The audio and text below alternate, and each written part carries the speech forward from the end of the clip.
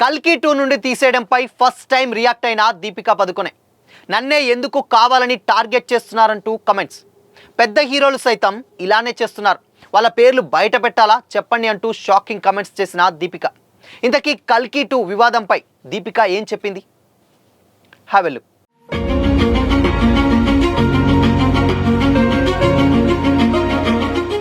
Hi hello, welcome to Disha TV. Bollywood star heroine Deepika Padukone రీసెంట్గా వరుసగా వార్తల్లో నిలుస్తున్న విషయం తెలిసిందే. సందీప్ రెడ్డి వంగ స్పిరిట్, ప్రభాస్ కల్కి 2898 AD సీక్వెల్ వంటి బిగ్ ప్రాజెక్ట్స్ నుంచి తప్పించడం ఇప్పుడు హాట్ టాపిక్గా మారింది. వర్కింగ్ అవర్స్ కండిషన్స్ వల్లే దీపికాను తప్పించినట్లు వార్తలు వచ్చాయి. లేటెస్ట్గా ఓ ఇంగ్లీష్ మీడియాకు ఇంటర్వ్యూ ఇచ్చినటువంటి దీపిక వాటిపై రియాక్ట్ అయ్యారు. దీపిక పెద్ద హీరోలు ఎన్నో ఏళ్లుగా 8 గంటలు మాత్రమే పనిచేస్తున్నారని, ఇదేమీ రహస్యం కాదన్నారు. ఓ ఆత్మాభిమానం ఉన్న నటిగా నన్ను ఇబ్బంది పెట్టేవారిని నేను అంగీకరించను. ఇండియన్ ఫిల్మ్ ఇండస్ట్రీలో చాలామంది సూపర్ స్టార్స్, అగ్ర హీరోలు ఎన్నో ఏళ్లుగా 8 గంటలు మాత్రమే పనిచేస్తున్నారు. ఇదేమీ రహస్యం కాదు. అయితే ఇన్నేళ్లలో ఈ విషయం ఎప్పుడూ వార్తల్లో నిలవలేదు.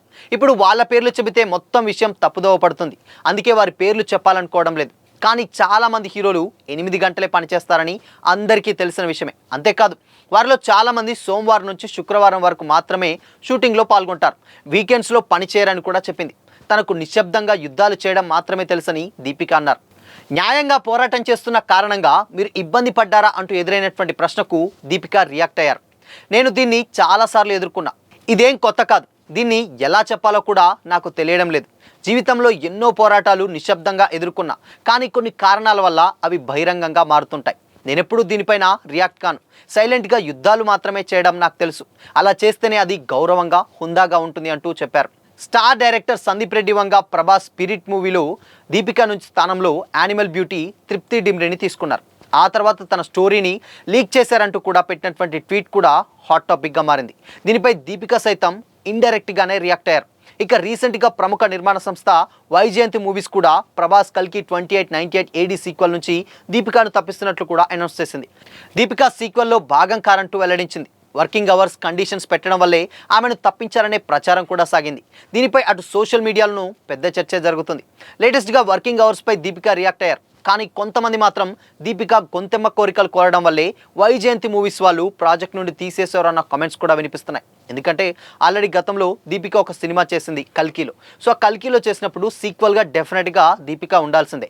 సో ఆ అడ్వాంటేజ్ తీసుకొని డెఫినెట్గా రెమ్యునరేషన్ ఎక్కువ అడిగింది. అండ్ రోజుకి 7 గంటలు మాత్రమే పనిచేస్తాను, అండ్ దాని తర్వాత ఒక 25 మంది స్టాఫ్ అండ్ 5 స్టార్ హోటల్స్, ఇవన్నీ కూడా కంప్లీట్గా ఈ కొంతెమ్మ కోరికలు కోరడం వల్లనే దీపికను తీసేశారు అని కూడా చెప్పారు. అండ్ బడ్జెట్ విషయం, రెమ్యునరేషన్స్ విషయం పక్కన పెడితే ఇక్కడ వర్కింగ్ అవర్సే చాలా పెద్ద సమస్యగా మారిందన్న కామెంట్స్ కూడా వినిపిస్తున్నాయి. ఎందుకు అనంటే ఆల్రెడీ ఒక పెద్ద సినిమా చేసేటప్పుడు చాలా సందర్భాల్లో ఆల్మోస్ట్ 8 to 9 అవర్స్ కూడా షూట్ చేయాల్సి ఉంటుంది. సో మరి అలాంటి టైంలో ఓన్లీ 7 అవర్స్ చేస్తే మిగతా ఉన్నటువంటి కాంబినేషన్ ఆర్టిస్టులు అండ్ దాని తర్వాత టెక్నీషియన్స్ డేట్స్ చాలా ఇబ్బంది అవుతుంది. కాబట్టి కొంచెం ఎక్కువ వర్క్ చేయాలని అడిగారు, ఏంటో తెలియదు. కానీ బట్ ఓన్లీ 7 అవర్స్ మాత్రమే చేస్తాను, సమ్ కండిషన్స్ అండ్ సినిమాలో వచ్చేటువంటి బిజినెస్లలో షేరింగ్ కూడా ఇవ్వాలన్న కామెంట్స్ కూడా వైరల్ అయ్యాయి. బట్ దీని మీద అఫీషియల్ అనౌన్స్మెంట్ అయితే లేదు. కానీ ఇవన్నీ అడగడం వల్లే దీపికను వైజయంతి మూవీస్ వాళ్ళు ఆ ప్రాజెక్ట్ నుండి తీసేశారు అన్న కామెంట్స్ కూడా వస్తున్నాయి. బట్ కాకపోతే దీని మీద ఫస్ట్ టైం రియాక్ట్ అయ్యారు. మరి దీని మీద దీపిక ఫ్యాన్స్ అయితే కొంతమంది ఎస్, పెద్ద హీరోలు అలా చేస్తున్నప్పుడు దీపిక చేస్తే తప్పేంటి అన్న కామెంట్స్ కూడా వినిపిస్తున్నాయి. కొంతమంది మాత్రం ఈ కొంతెమ్మ కోరికలు సౌత్లో నడవవు, బాలీవుడ్లో అయితే నడుస్తాయని కూడా మరికొంతమంది అయితే కామెంట్ చేస్తున్నారు. సో మరి దీపిక మాట్లాడినటువంటి మాటలపై మీ ఒపీనియన్ ఏంటి? కామెంట్ చేయండి.